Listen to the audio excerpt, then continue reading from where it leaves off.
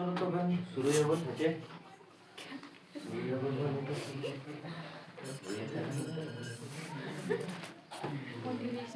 চলো ঠিক আছে अच्छा 9 ले है 9 ले कहाँ से है जी बोला बंद कर दो बोला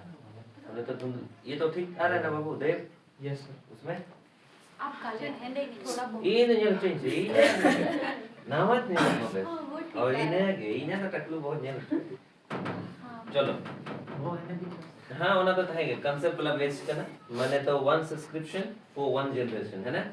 माने तो मिथो परचेज करते जीवन भर न्याल मिथकन अतुरे मिथोड़ा को परचेज किया है ना पूरा अतुरे नहीं हपन जल्दा है यार फायदा उठेगा आज नोआ तो स्पेशल डोनेट लेकर ना जे मिटंग चेत बनाओगे ना स्टूडेंट लगे थे प्लानिंग आगे चलो मेंसुरेशन क्या है मैंने कहा कि क्षेत्रमिति गणित का वो क्षेत्र है जिसमें विभिन्न ज्यामिति आकृतियों और उनके गुण जैसे लंबाई आयतन आकार सतह क्षेत्र ये सब के बारे में शामिल है इनका मेजरमेंट करना होता है अब नुआ धरती रे से इस दुनिया में जितने भी चीजें हमें दिखाई दे रहे हैं इवन ये भी लिपस्टिक नेल पॉलिश टिकली सिंदूर और जेते के चेक करना ज्योमेट्री उसी ज्योमेट्रिक आकृतियों को उसी ज्योमेट्रिक वस्तुओं का मेजरमेंट करना ही मेंसुरेशन है क्या है मेंसुरेशन अब उस वस्तुओं का क्या क्या होता है उस वस्तुओं का भुजा होता है कोण होता है पोजीशंस होते हैं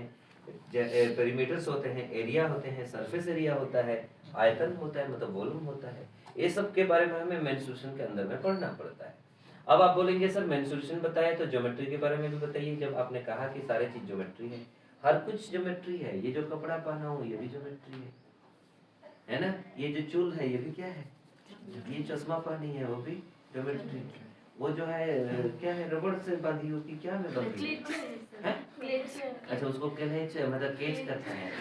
कैप्चर करता है हाँ तो वो भी क्या है ज्योमेट्री है उसको भी बनाने में ज्योमेट्री का कंसेप्ट यूज हुआ है कितना लंबा होना चाहिए कितना उसका गैप होना चाहिए ताकि क्लेचर केचिंग कर सके है ना हाँ बिल्कुल ऐसे होना चाहिए समझे बाबू आप टॉपिक पढ़ने हो ना उसमें भी ज्योमेट्री है यस सर हाँ देव जो दाढ़ी छिलता है ना तो वो जो बिलेट है वो भी ज्योमेट्री है और दाढ़ी जो काटा है वो भी ज्योमेट्री के ही कंसेप्ट को यूज करके दाढ़ी बना रहा है इधर जितना साइज का दाढ़ी इधर भी उतना ही साइज का होगा समझी हाँ ये दुनिया में होरासी बनाओ कैसे बना तो ये होरासी जो बनाई उसमें भी ज्योमेट्री का कंसेप्ट छुपा है बस अगर बढ़िया से ध्यान से सोचेंगे तो ये सब सारे ज्योमेट्री घर बना है ज्योमेट्री के बिना नहीं बन सकता बल्ब है ज्योमेट्री के बिना नहीं हो सकता ये जो बोर्ड है ज्योमेट्री के बिना नहीं हो सकता लंबाई कितना चौड़ाई कितना कौन सा एंगल पर कितना मतलब डिग्री बनेंगे ये सब चीजें ज्योमेट्री का ही तो है ये जैकेट पहना हो ज्योमेट्री है धोती पहनूंगा ज्योमेट्री होगा ये साड़ी भरोगा से अल्तपड़ नपड़ ना साइज हम नोकम जरा kan note nunga साइज नाते नंका फिर नंका बाग नंका ना तो डिजाइन तो तभी दरे ना हमें तो अल्तपड़ के ना समांतर रूप से है ना तो हाँ तो ये सब क्या है ज्योमेट्रीज का यही एक पार्ट है तो उसी में से एक छोटा सा पार्ट है जो मेंसुरेशन है सबसे आसान होते हैं मेंसुरेशन इसलिए हम लोग उसको पढ़ते हैं बुझ के दाते जी अच्छा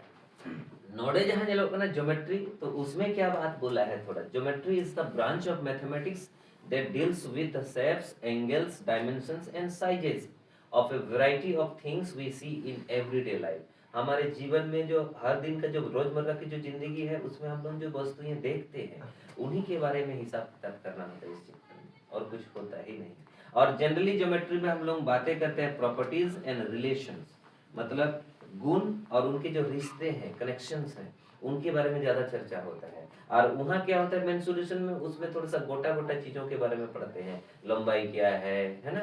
फिर उसका आयतन क्या है क्षेत्रफल क्या है और फिर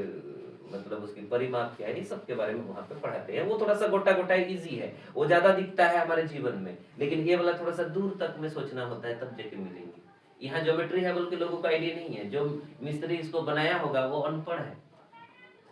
जो मिस्त्री ये सब किया होगा वो अनपढ़ है और वो अनपढ़ व्यक्ति भी ज्योमेट्री का कर रहा है काम लेकिन उनको पता नहीं क्योंकि वो तो किसी को देख के कॉपी किया है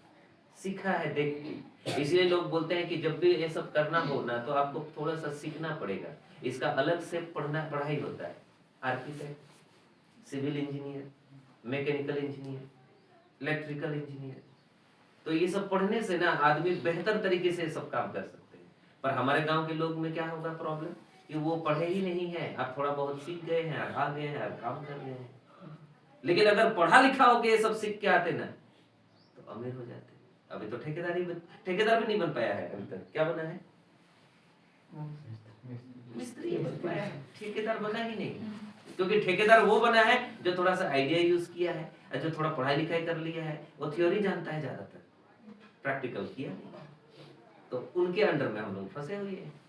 यानी कि वो सिर्फ कलम से बोलते हैं इसकी लंबाई इतना होना चाहिए, इसकी लंबाई इतना होना चाहिए, इसकी चौड़ाई इतना होना चाहिए, बोल के रखा है। गलत करके तो पीटता है, डांटता है या फिर भगा देता है। लेकिन पढ़ा लिखा वाला होगा तो फिर उनको भगाने का चांस ही नहीं है, क्योंकि सही तरीके से करता है ना। इसीलिए डिप्लोमा आया, ITI आया, बीटेक आया, एमटेक आया, ये सब आया। तो खैर जीवन के सारे चीजों के बारे में हिसाब किताब करना ही ज्योमेट्री होता है। हम लोग जो गाँव घर में क्या होता है, पटिया बनाते हैं ना, उसमें ज्योमेट्री है। ये जो बुनते हैं ना, ये क्या बुनते हैं बाबू? अरे परकों, उसमें ज्योमेट्री है। ज्योमेट्री है, इसलिए जो नहीं जानता है, कभी देखा ही नहीं है बनाते हुए, वो कभी नहीं बना सकता उसको, क्योंकि वो तो थ्योरी जानता नहीं और किसी के सामने अनुभव भी साथ में नहीं किए हैं। आप अपने पापा से सीखे होंगे, बहुत कोई सीखा होगा। आप में से कोई है बाबू ये परकों दलान पड़ा है, यहाँ पे पड़ा है बांध ले पे ने कर टाइम में ना ऑलरेडी अगो कह देते बाबा को जैसे। इसका मतलब हमें या तो पढ़ाई करना पड़ेगा, उसका पढ़ाई करना मतलब ज्योमेट्री का कांसेप्ट सीखना है, और नहीं तो अनुभव लेके आना है। कोई अगर बना रहा है तो उसको समझा बताना है कि 4 ठोई क्यों हो रहा है, 5 ठो करके क्यों नहीं कर रहा है ना। उन्हें हाथी सादम में कहता है ना से, और कहते दिल आया हाथी या सादम ऐसे करते हैं। अच्छा ओझा बोलते हैं, इधर ओझा बोलते हैं, अंते तो सादम हले से तो